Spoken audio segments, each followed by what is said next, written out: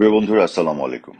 আপনারা শুনেছেন যে কিছুদিন ধরে বলা হচ্ছে, বিএনপির বিভিন্ন মিত্ররা বলছে যে আওয়ামী লীগ ফিরে আসলে যারা গত বছরের জুলাই আগস্টে প্রোফাইল লাল করেছিল তাদের বিরুদ্ধে নাকি প্রতিশোধ নেবে।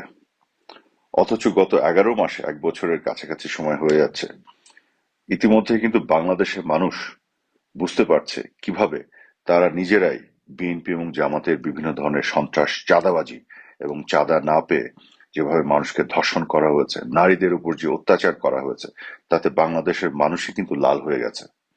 এই লাল হয়ে যাওয়া মানুষ, তারা কিন্তু বুঝে গেছে যে এদের সংস্কার মানেই বাসে, টেম্পু স্ট্যান্ডে চাঁদাবাজি এবং চাঁদা না দিলে ধর্ষণ ও হত্যা।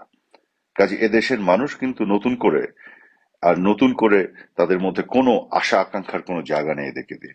বরং বাংলাদেশের মানুষ এখন বিএনপি এবং তাদের এই মিত্র যারা যারা আজকে বলার চেষ্টা করছে যে আওয়ামী লীগ ফিরে আসলে প্রতিশোধ নেবে, বাংলাদেশের মানুষই এই বিএনপি এবং তাদের মিত্রদের লাল করে দেওয়ার জন্য অপেক্ষায় আছে। আমি দ্ব্যর্থহীন ভাবে বলতে চাই, যারা বিভ্রান্ত হয়ে গত বছরের জুলাই আগস্টে প্রোফাইল লাল করেছিল, আজ তারা নিজেরাই তাদের ভুল বুঝতে পেরেছে এবং সবচেয়ে বেশি অস্বস্তিতে পড়েছে। আওয়ামী লীগ তাদের প্রতি সহানুভূতিশীল। আওয়ামী লীগ কখনোই প্রতিহিংসা এবং প্রতিশোধের রাজনীতি করেনি, আগামীতেও করবে না। আওয়ামী লীগ সাধারণ মানুষের জন্য কাজ করেছে, সাধারণ মানুষের জন্য কাজ করবে এবং সাধারণ মানুষ যারা সবাইকে সাথে নিয়েই আওয়ামী লীগ আগামী দিনে পথ চলবে।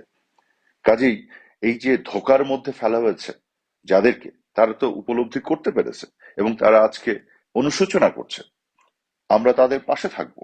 কিন্তু যারা অন্যায় করেছে, হত্যা করেছে, ম্যাটিকুলাসলি প্ল্যান করে মানুষ হত্যা করেছে এবং গত 11 মাস ধরে মব তৈরি করে যেভাবে অত্যাচার করেছে, ঘরবাড়িতে আক্রমণ করেছে, যেভাবে জঙ্গি কায়দায় মানুষকে হত্যা করা হয়েছে, নারী ধর্ষণ করা হয়েছে, এগুলো তো অপরাধ।